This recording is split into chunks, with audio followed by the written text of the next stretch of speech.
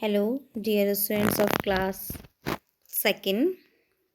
Today we will study Marigold, that is English 2nd. Okay, and we will study our Unit 3. In Unit 3, first we will study the poem that is A Smile. Smile means हंसना मुस्कुराना. ठीक है. So listen the poem. A smile is quite a funny thing. It wrinkles up your face. A smile is quite a funny thing. It wrinkles up your face, and when it's gone, you will never find its secret hiding place. But far more beautiful it is to see what smiles can do. You smile at one, he smiles at you. And so one little smile makes two. This is the poem. Okay, about smile. Now I am explaining the poem. Listen carefully. A smile is quite a funny thing. Smile means हंसी. Okay, is quite a funny thing. Funny means मज़ेदार. कि एक हंसी जो है क्या है ये? Quite एकदम मज़ेदार चीज़ है. ठीक है. It wrinkles up your face.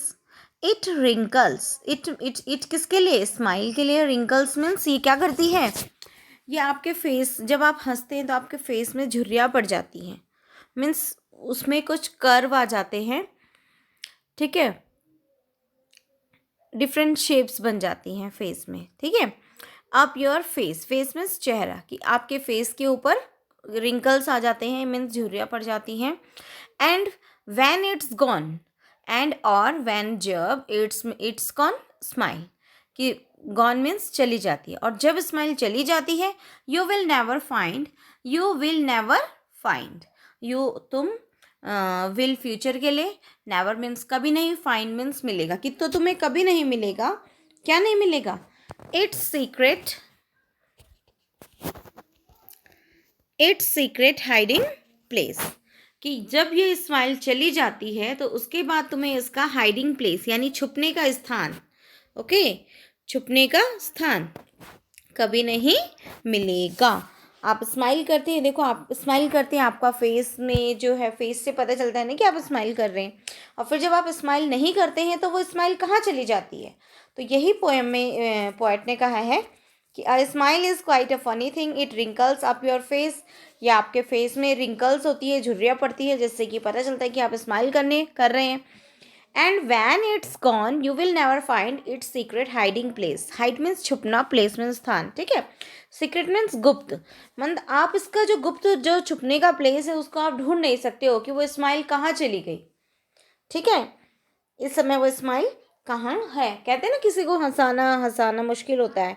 तो मतलब इसीलिए कि स्माइल दिख तो जाती है.